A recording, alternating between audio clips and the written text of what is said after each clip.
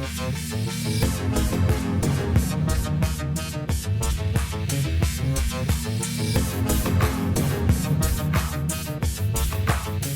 Sci-Fi Film Podcast.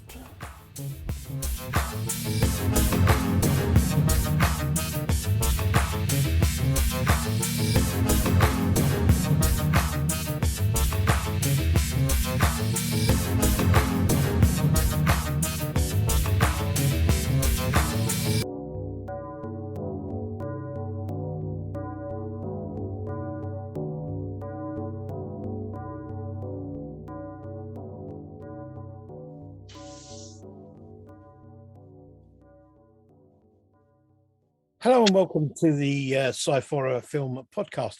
I'm me and he is him. Yeah.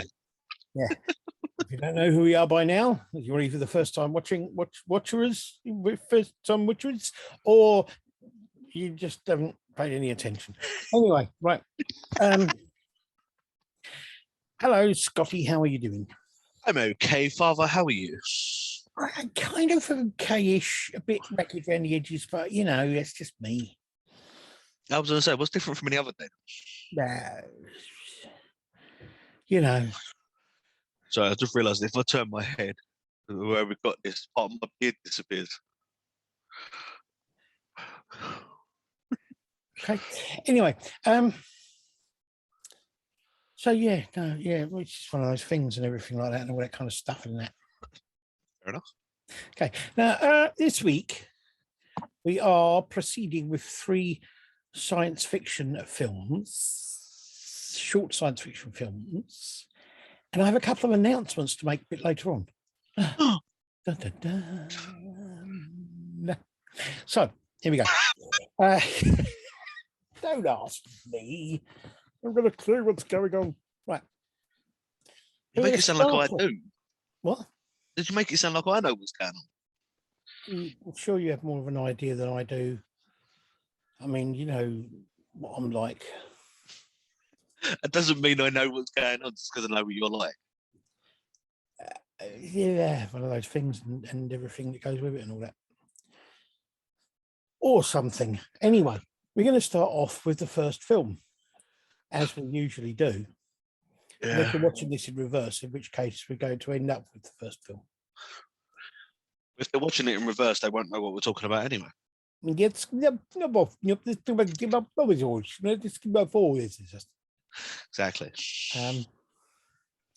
So, we're going to start off. The first film is called Romeo Robot.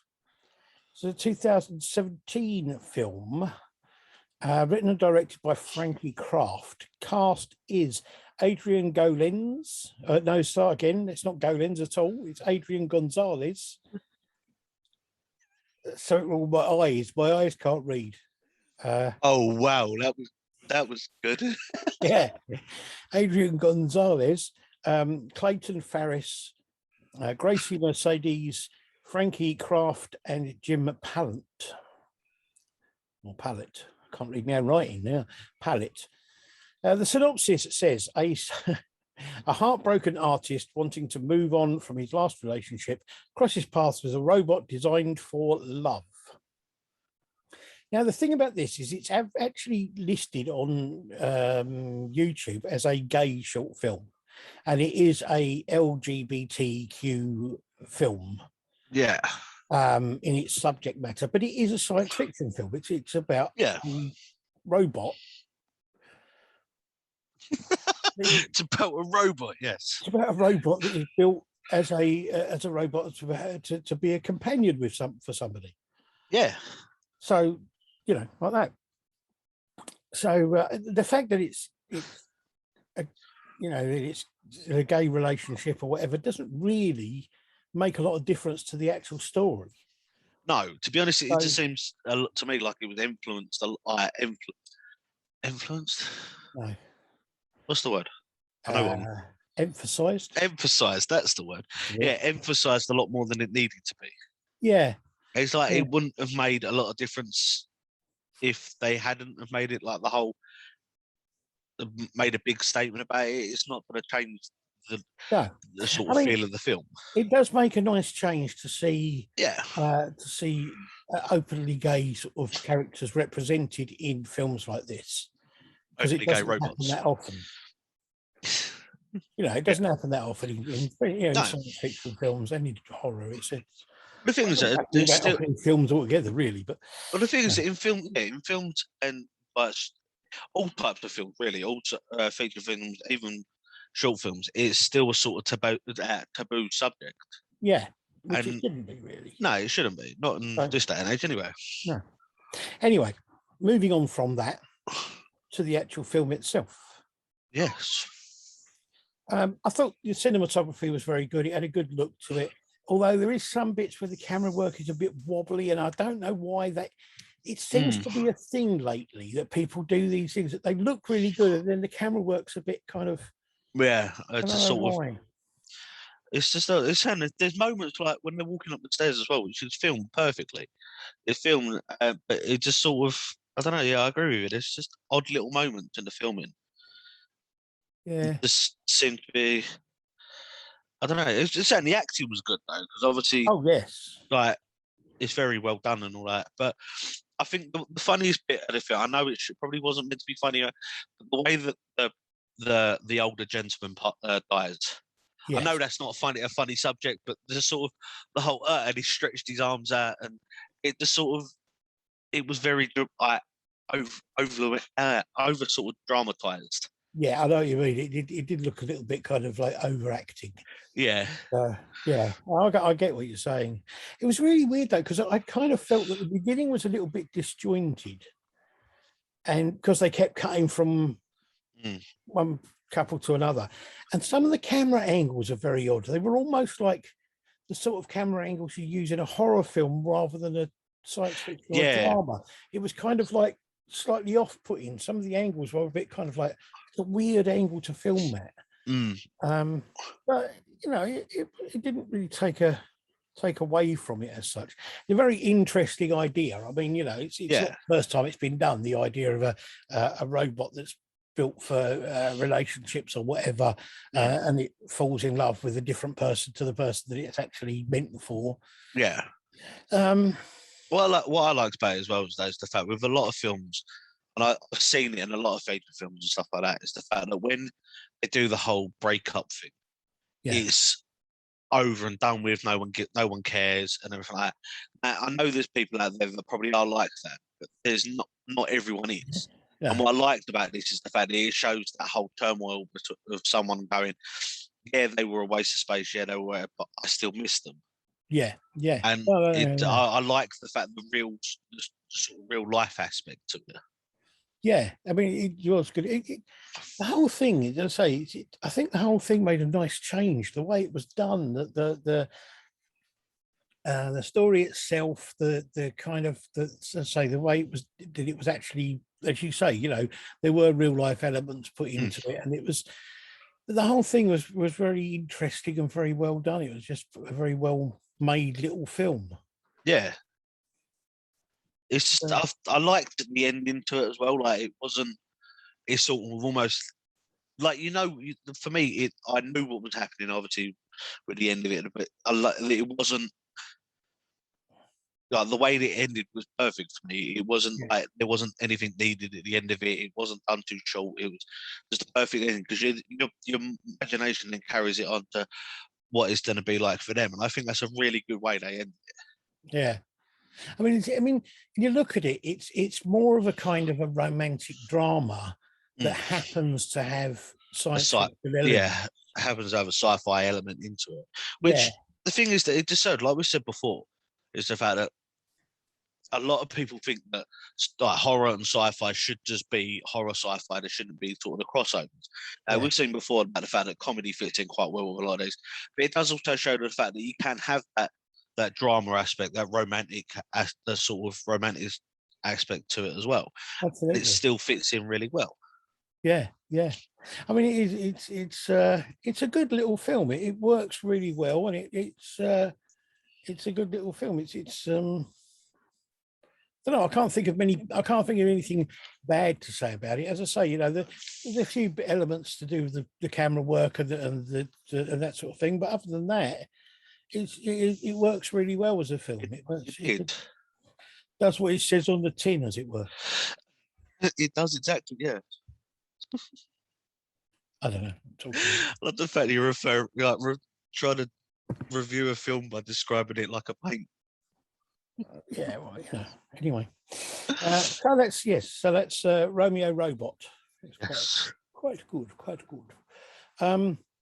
The second film is a film called Timothee.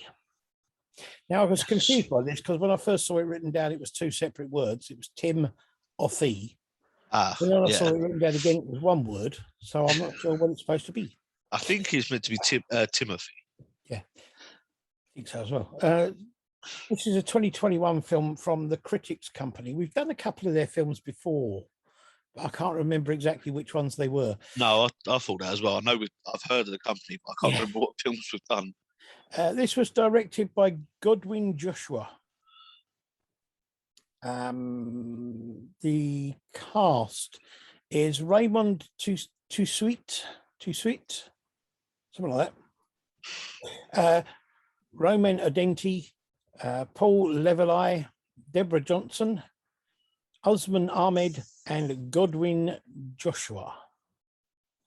The synopsis says, Timothy is a story of a humanoid boy trying to navigate life in the northern part of Nigeria as he finds himself in a series of misfortunate events that come as a result of his past. So what do you think? Do you know what? I genuinely like this film. Yeah. So I like the fact that I was saying, I read the synopsis and I was like, the fact that like we've seen a few other films done from like South Africa and stuff like that. Yeah. And I thought, you know what, this is knowing what that one was like. And I thought I had proper high expectations for this. And this film actually blew them all out of the water. It was so well done. The acting of it was amazing. I loved the warning at the beginning of it. Therefore, like there's a lot of sight of blood, which there wasn't in the film anyway. No. But it's basically saying if you didn't like it, don't watch the film. But I loved the whole like the acting to it, the whole CGI bits of it as well. I love the fact that in the credits they show little bits of how they've done certain things, and it shows as well that you don't need a big fancy budget. No, it's like right. Or like massive equipment or whatever to make an amazing film. Like the camera work and lighting and the sound on the main roads, especially in some of the roads in Nigeria, are very busy, and they were amazingly done. Absolutely, yeah. And I mean, I loved everything about this film. Yeah, I mean, I thought the effects on it, the special effects on it were brilliant. Yeah, they were really well done. It was again, it's great. The acting was fantastic. The cinematography was great. It was, it's in. I mean, it's really odd because some of it's in. I assume is Nigerian. I think by the looks of things, or an African language of some types, and it's subtitled.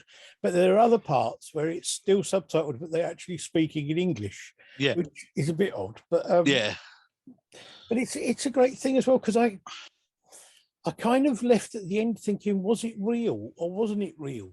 And what was, was it a memory of something that happened with an alien race, or is he an alien, or what is the whole? Well, that's the thing that I listen. Obviously, I wrote down like because of the way you watch it, it's like one bad decision can change a lot that's gone on in your life. What shows on definitely. But again, the way that it ends, I sat there like, is it him is he remembering stuff, or is he seeing what's going to happen, or is this just him imagining things that could happen, and he's got sort of a bit of a mental health issue or what? And I was like, it's such an odd way to end it, and I loved it because of the fact that it left you guessing.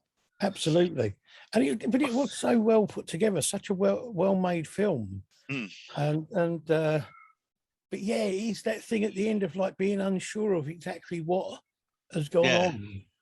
But it's in a good way. There are films we've seen where you kind of left at the end thinking, well, what the hell's that all about? Yeah. Whereas with this one, you're just kind of left thinking, it was a great film and it was really well done, but was he an alien? Was he taken away by aliens and brought back to Earth? Was he just dreaming it? Was it all, I loved everything about it. Yeah.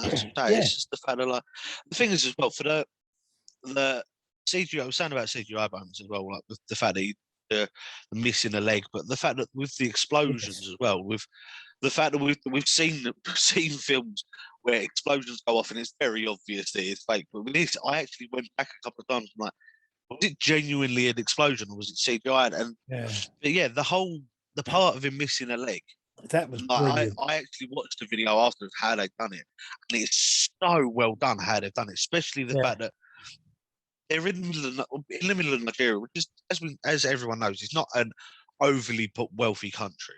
Yeah. And the fact that they still managed to pull off this film with pretty much the stuff they found. Yeah, yeah. It's so well done. It is. I mean, that whole sequence, that whole thing about where he's missing the leg, it is just so well put together, so well done. I was really amazed by that, to be honest. It was really good. It's just the whole thing as well. Like I've used crutches as well. Like when I've broken my leg, I've done stuff like that. I've used crutches. I know how difficult they are. Yeah. Especially on an even terrain. For him to be able to do it smoothly on that uneven terrain, like the field at the end. Yeah. Just shows how good of an actor this person was. Absolutely. He's really good. The whole thing's really well done and really well made. I can't praise this film enough. No, it's really good. So yes, that's Timothee, which also, we'll put all links up and everything else. Yes, definitely worth watching. The third film is called The Tesla Car Thieves. This is done by Ridder Films. Again, we've done. I think we've reviewed films by them before. I'm not 100% sure. The name sounds familiar. Yeah, written, directed, edited, and the cinematography was done by Blake Ridder. Cast Louis James and Blake Ridder. The synopsis says 2 half-brained thieves underestimate the high tech of a Tesla car. Theft caught on camera. I thought this was good.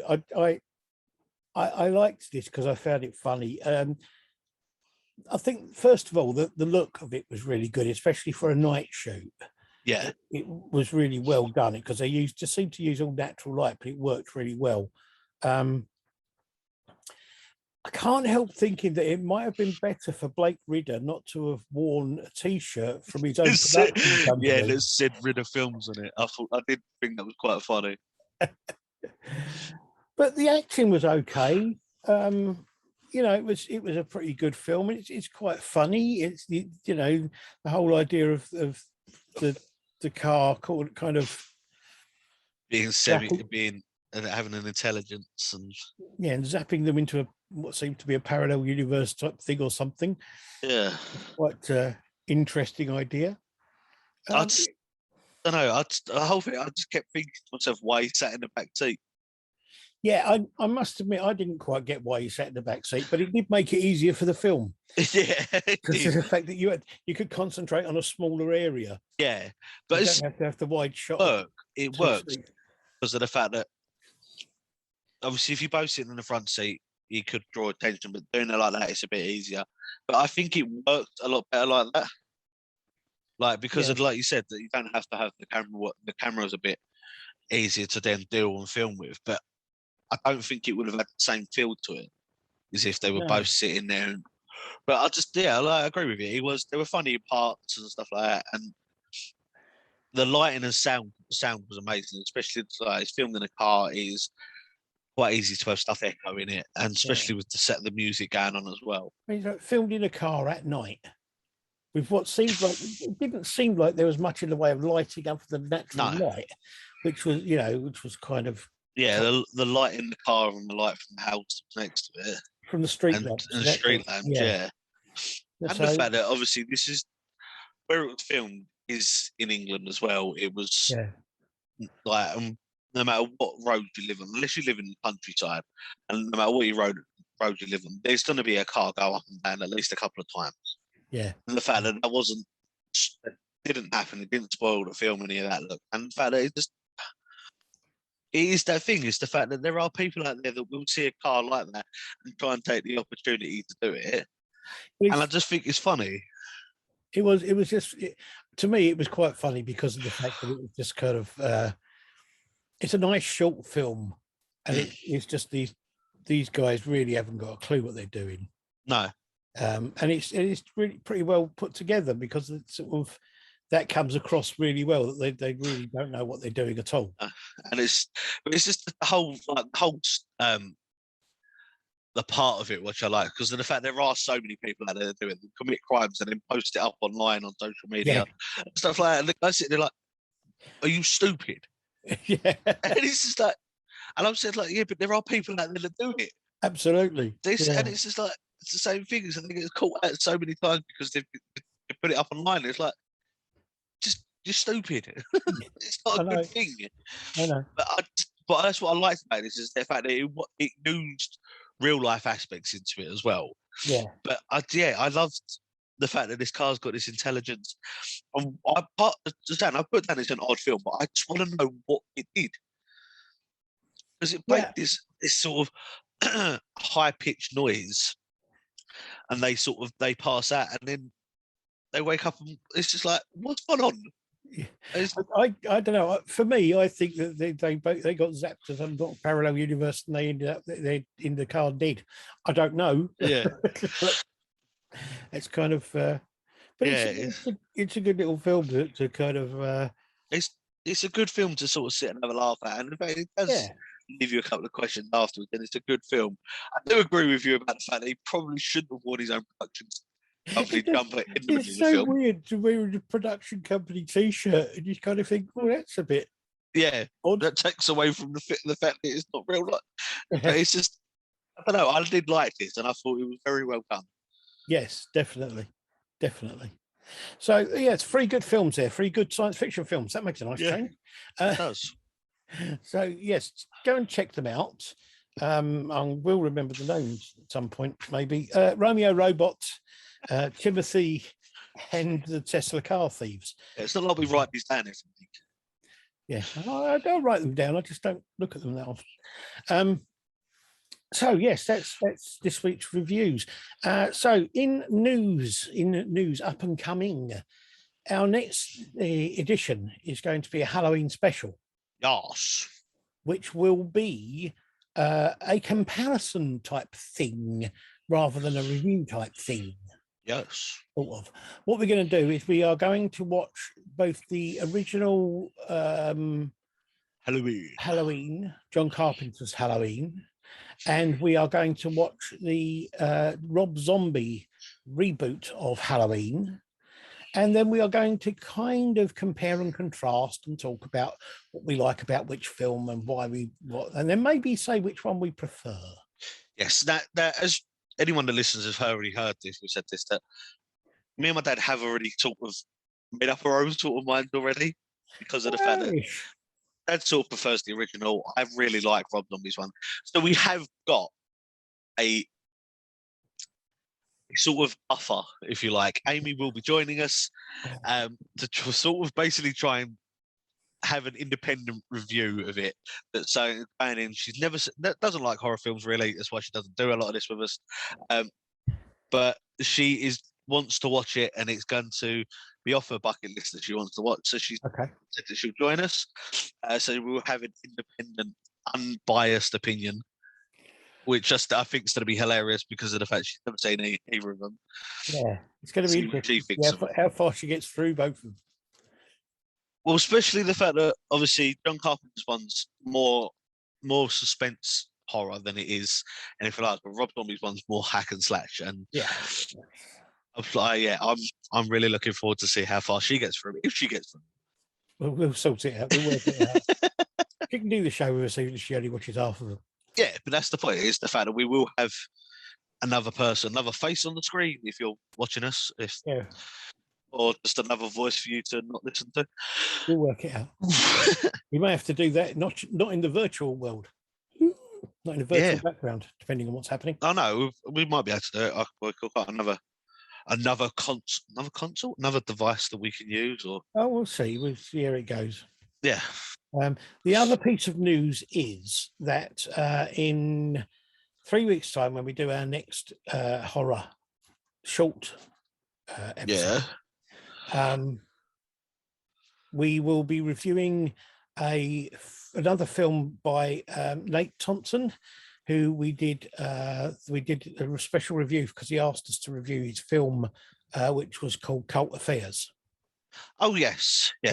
He has asked again if we could review another film of his, which is called Cult Leader. So we will be doing that on our next normal short horror episode.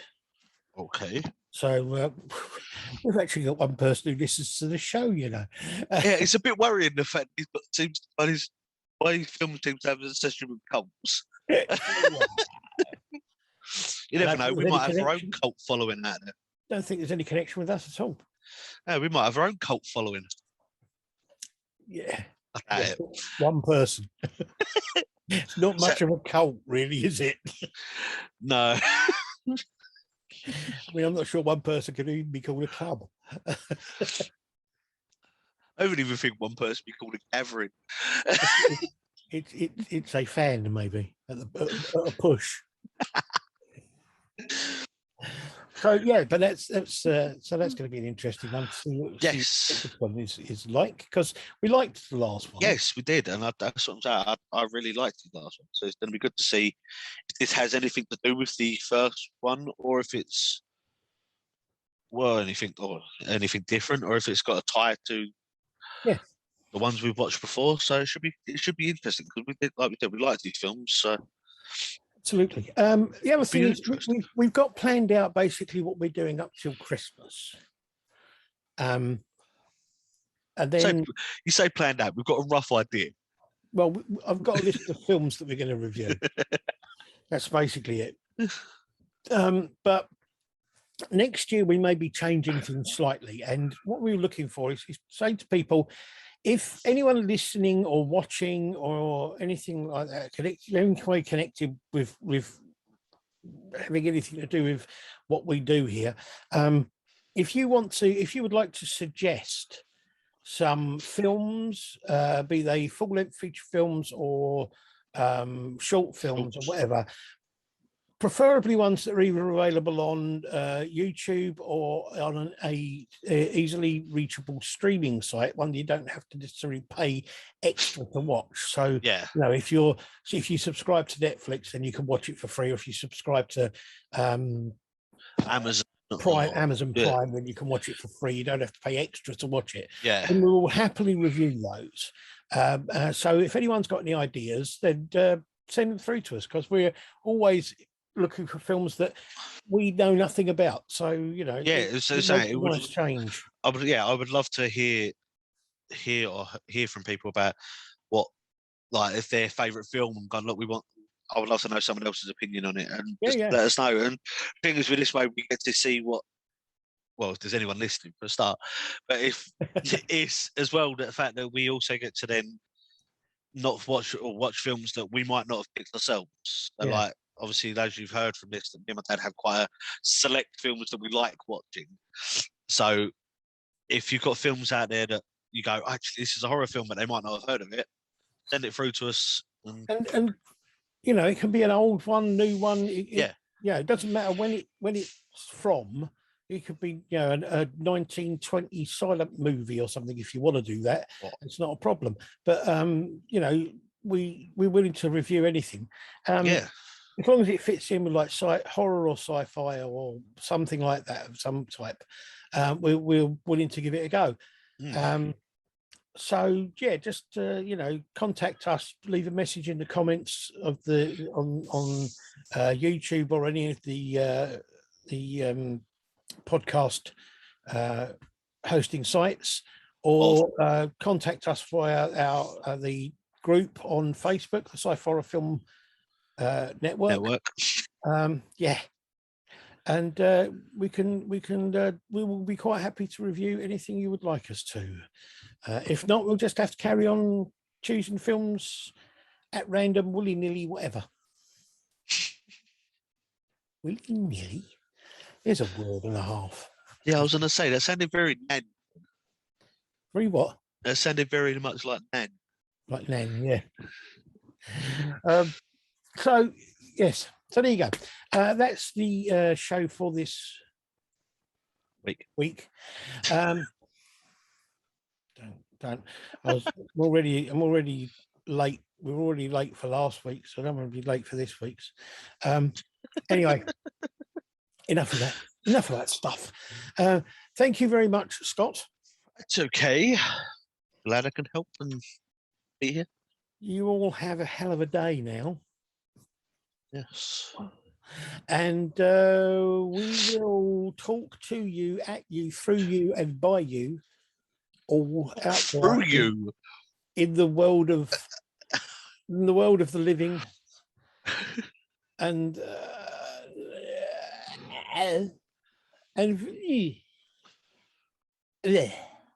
so until then, we are and have been and will be. So goodbye. Bye. Bye. Bye.